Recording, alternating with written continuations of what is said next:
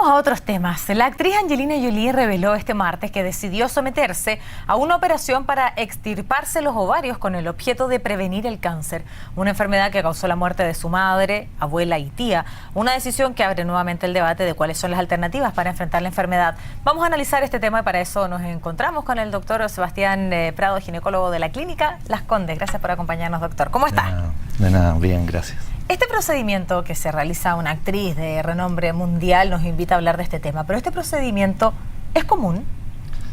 No, es poco común porque las características que tiene Angelina Jolie son poco frecuentes en la población. Ah, son poco frecuentes. Son poco frecuentes. Los cánceres de mama o ovario asociados a esta mutación genética que tiene la actriz son entre un 5 y un 10% de todos los cánceres de mama, entonces son poco frecuentes en sí.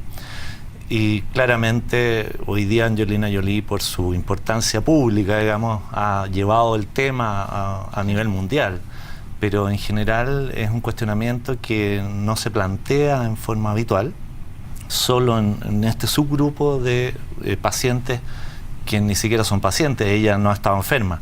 Es un antecedente familiar la que ha llevado a tomar esta decisión. Claro, y en el caso de ella, si su madre a temprana edad le descubrieron esta enfermedad, a su abuela y además una tía, es que ella tenía, me imagino, los antecedentes de sobra para realizarse los estudios genéticos, ¿no es así? Justamente, los estudios genéticos se hacen a este grupo de personas en que hay antecedentes familiares importantes. Eso significa 2 o más familiares de parentescos directos, madres, hermanas, o dentro de la familia 2 hermanas de la mamá y la mamá, hacen que el riesgo de tener una enfermedad, o sea, esta mutación genética y por lo tanto aumentar su riesgo de la enfermedad, aparece ahí, digamos. Pero usted decía que, bueno, es poco frecuente, ya habla de las mutaciones genéticas BRCA1 y la misma sigla en 2.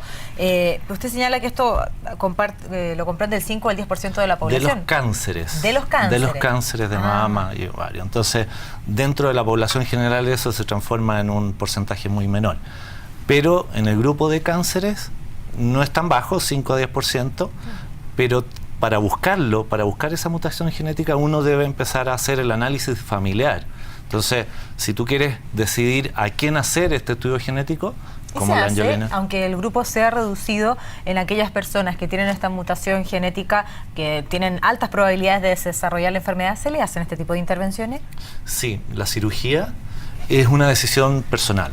Claramente la mutación, Angelina Jolie se operó el año pasado o antepasado, se hizo una mastectomía preventiva. Claro. Eso significa sacar la glándula mamaria completa, dejando la piel y haciéndose una reconstrucción, una nueva mama, una cirugía estética, una cirugía plástica o ponerse una prótesis mamaria, lo que significa una cirugía enorme, digamos, en términos de magnitud para una persona sana. ¿Ah? Ahora, pero ella indicaba que reduce del 87% a un 5% de la probabilidad de tener cáncer, por lo tanto, por muy... En mama. En mama, cáncer en mama, porque claro. Lo importante aquí es que la mutación de este gen, nosotros decimos BRCA para hacerlo más corto, BRCA1, BRCA2. La mutación de este gen hace que tú tengas un riesgo mayor, ¿no es cierto? Ese riesgo mayor es sobre todo en mama, que entre un 60 y un 80%, depende si es BRCA1 o BRCA2, y en ovarios un poquito más bajo, entre el 20 y el 50%. Por lo tanto, ella tenía entre un 20 y un 50% de tener cáncer de ovario. Que es el que tuvo su mamá. Justamente. Y mama entre el 60 y el 80%, o sea, un antecedente importante. Ella decidió hacerse la mastectomía, con reconstrucción, ¿no es cierto? Se puso prótesis, etcétera, y hoy día está decidiendo sacarse los ovarios. Y las trompas de falopio además. Además, porque de hecho hay algunos factores biológicos que se están estudiando ahora último. Sabemos que uno de los principales factores asociados al desarrollo del cáncer de ovario es la presencia de la trompa. La trompa es muy importante. Entonces, cuando uno va a hacer una cirugía de este tipo que es preventiva, saca necesariamente la trompa y los ovarios. Y ella cuando hace estas distintas intervenciones, porque hace 2 años atrás ya nos explicaba usted la mastectomía preventiva, es lo que ocurre para prevenir el cáncer de mama. Lo que hace ahora es para prevenir el cáncer de ovario. ¿Y ella disminuye significativamente sus posibilidades de contraer la enfermedad? Sí. Esta mutación genética se asocia a cáncer de trompa, cáncer de ovario primario, ¿no es cierto? Y cáncer peritoneal, que es es una membrana que tenemos en la cavidad abdominal que se llama peritoneo. Hay personas que hacen cáncer de esa membrana que está muy asociado al cáncer de ovario. Y el cáncer, esta extirpación de trompa y ovario le quita el riesgo de la trompa y del ovario, pero no quita el riesgo de hacer un cáncer peritoneal primario. O sea, ella reduce sus posibilidades, no las elimina. No las elimina porque está el peritoneo y eso es imposible de sacar. Claro. Así que, sin embargo, si uno lo piensa desde el punto de vista lógico, es mucho más fácil la cirugía de extracción de los ovarios y la trompa para prevenir ese cáncer que la cirugía de la mama para prevenir el cáncer de mama. Pero de todas formas, estas cirugías, la mastectomía y lo que ella se hizo ahora para extirparse los ovarios y también las trompas, en aquellos grupos de riesgo, que sabemos que es un porcentaje menor de la población, pero que si están presentes en nuestro país, ¿optan por la cirugía? Es poco frecuente. Nosotros, el estudio genético... ¿Usted lo recomienda en estos pacientes? Todo depende. Cada caso particular. Absolutamente, porque... recuerda que la asociación de cáncer con estas mutaciones genéticas se ve en pacientes jóvenes.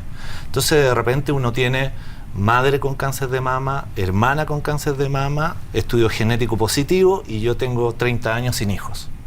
Si soy una mujer de 30 años sin hijos y me están ofreciendo mastectomía y sacar los ovarios, yo creo que la decisión va a ser muy fuerte y por lo tanto muy personal. Pero, por ejemplo, volviendo al caso de Angelina Jolie, ella lo decía a los 39 años. ¿Qué es diferente? Y dentro de su explicación ella dice, bueno, yo no tengo problemas porque esta decisión la tomé, tengo mi familia constituida, soy mamá y bueno, lo hago porque quiero ver crecer a mis nietos. Por lo tanto, en ese contexto uno lo entiende y lo encuentra muy lógico. Depende de la edad en que se encuentre la paciente, depende de cuál es, si el estudio genético está y es positivo, ahí uno empieza a evaluar los factores ambientales en que está esa paciente. Si quiere o no más hijos, porque necesariamente necesita los ovarios, ¿no es cierto?, para tener un nuevo hijo. Y la mama tiene que ver con la lactancia, que uno pudiera decidir darle leches, ¿no es cierto?, artificiales. Sin embargo, hay un factor psicológico importante en términos de mama, pero entonces lo que uno hace, y hoy día hay expertos en consejería genética, le dicen, mira, de acuerdo a tus factores, más este estudio genético, tienes tal riesgo de hacer un cáncer de ovario o un cáncer de mama. Y de acuerdo a eso, finalmente la paciente toma una decisión. Pero tal vez cuando el estudio da positivo, y usted es el experto en esto, da positivo y es una mujer en temprana edad, no sé, 28, 29, 30 años, decía usted, hay algún tiempo importante antes que se manifieste la enfermedad que le pudiera permitir, si es que la mujer lo desea, poder tener hijos y realizar sus funciones, ¿no? Eso es fundamental. Nosotros sabemos que esta mutación genética es una mutación genética y nada más. No quiere decir que la paciente va a hacer cáncer. Para explicar un poco, para explicar justamente, o sea, hay pacientes y muchas familias que nunca supieron que tuvieron mutación del BRCA y nunca tuvieron cáncer. Ahora, y eso depende porque la mutación del gen se produce, no sé, para el contexto general, tenemos, ¿no es cierto?, 23 pares de cromosomas, los genes vienen dentro de los cromosomas y el gen, la información genética del BRCA1 y 2 está en el gen 17 y en el gen 13. Eso, hay dos pares de gen 13 y gen 17, por lo tanto, la mutación que nosotros medimos es que uno de los cromosomas tiene esa mutación, pero hay otro cromosoma que está sano, porque si estuvieran los dos, la paciente estaría enferma en buenas cuentas. Entonces, hay una cosa genética que es hereditaria, que es un gen que viene enfermo del papá o de la mamá, y hay un gen que está sano que cumple su función. Y la función de estos genes, para que entiendan aún más, tiene que ver con el control de que las células estén sanas. Estos genes se encargan de ir revisando cada vez que una célula se está reproduciendo, decir esta célula está sana, sigue viviendo. Esta célula tiene una mutación, tiene algo enfermo, yo la elimino. Se encargan de ir eliminando las células enfermas. La mutación del gen BRCA es que ese control, ese carabinero de salud celular ya no está. Por lo tanto, la célula se puede enfermar. Pero hay dos carabineros. Hay uno que está enfermo y otro que está sano. Cuando se enferma el segundo carabinero, el riesgo está y la enfermedad va a aparecer. Y esa mutación del segundo es ambiental. Hay factores ambientales, irradiación, comidas, todo lo que está en nuestra vida diaria, digamos. Y por eso que hay gente que tiene la mutación y no hace la enfermedad, y gente que tiene la mutación y se enferma.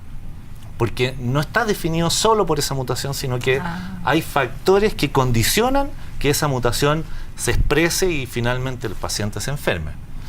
Por lo tanto, ante esa clarísima explicación, doctor, es siempre recomendable, y volvemos al origen y todos los especialistas que vienen acá, la mejor forma de prevenir tal vez no es alarmarse ni buscar estudios tan rebuscados, sino más bien la vida sana, el deporte, la buena alimentación y alejarse de aquellos factores que hasta el momento sabemos que nos puede provocar algo. Absolutamente, el tabaco, etcétera, ¿no es cierto? Son factores que conocemos, que dañan y que pueden dañar al segundo carabinero. Ahora, y dentro del mismo contexto, tampoco si yo tengo el BRCA alterado, me tengo que volver loco y hacer un poco...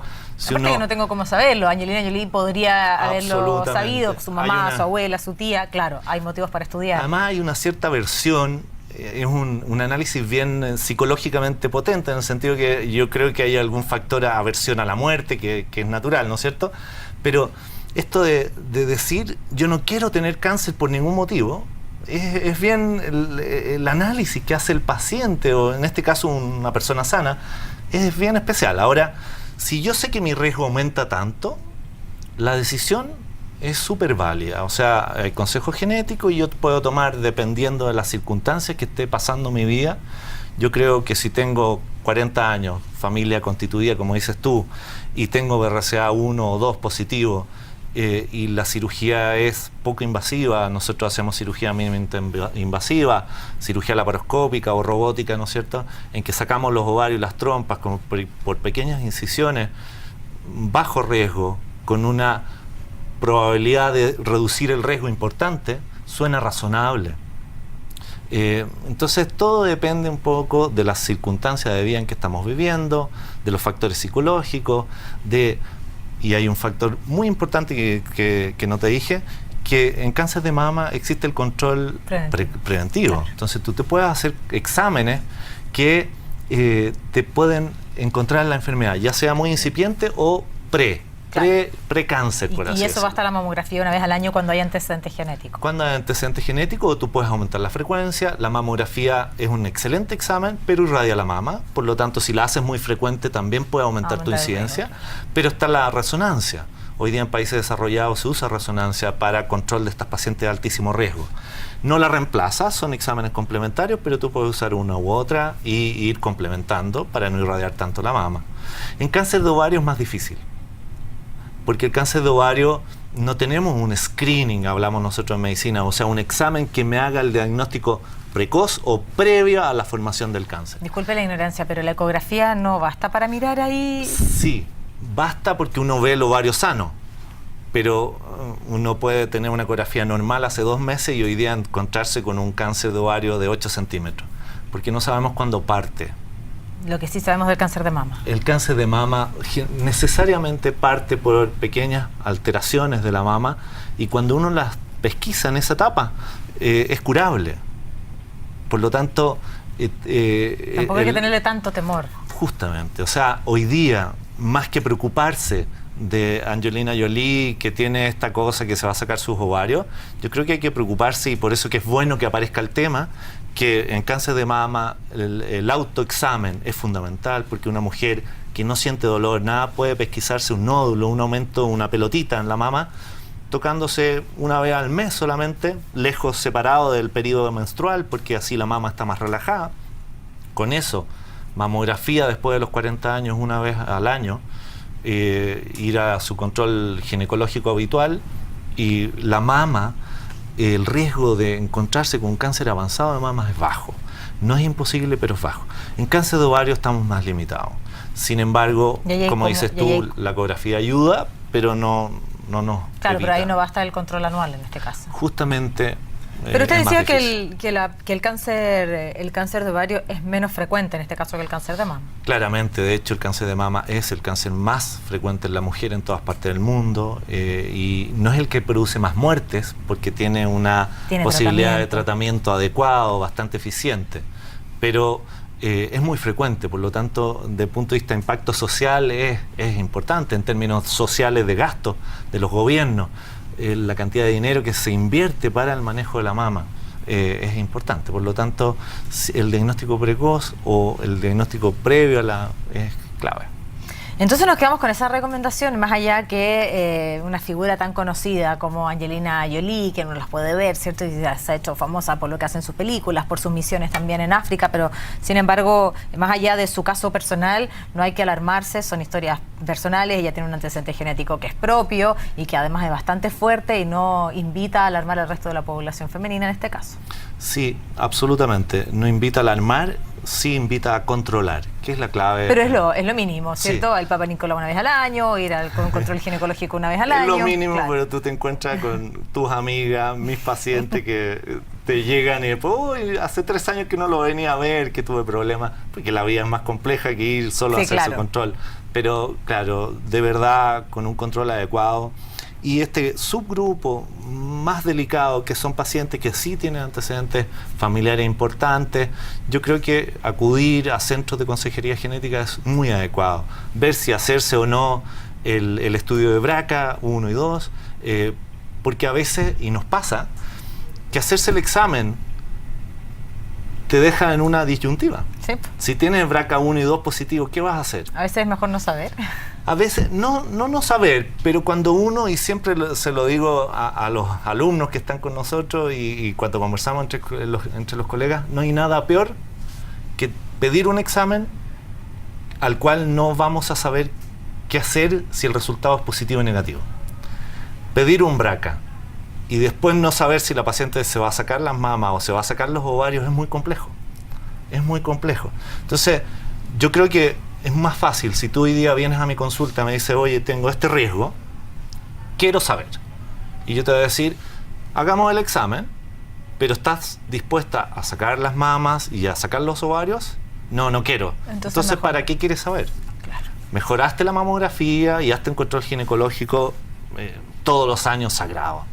Si me dices, ¿sabes qué? Si yo no soy igual que Angelina Jolie y me quiero reducir el riesgo al máximo, entonces de todas maneras, BRCA positivo, sacarse la glándula mamaria, sacarse los ovarios, las trompas.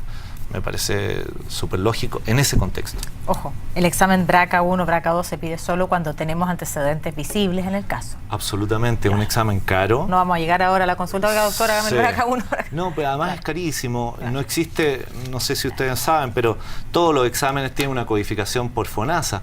BRCA no está codificado por FONASA, entonces es caro, que llega a 800.000 pesos el examen. Entonces, por lo tanto, cuando uno tiene una carga genética importante y quiere saber y va a ser consecuente con el resultado, de todas maneras hay que hacerlo. Si uno quiere saber si tengo más riesgo, el riesgo está. Mi mamá tuvo cáncer, mi hermana tuvo un cáncer de mama, ese riesgo está. ¿Me entiendes? O sea, yo sé que esa paciente tiene más riesgo sin necesidad de tener el examen en la mano. Si ella quiere operarse, obviamente que necesito el examen, sí, porque claro, si no va a justificar la cirugía. De todas maneras, clarísima la explicación. Gracias por acompañarnos esta tarde, doctor. Fue un placer.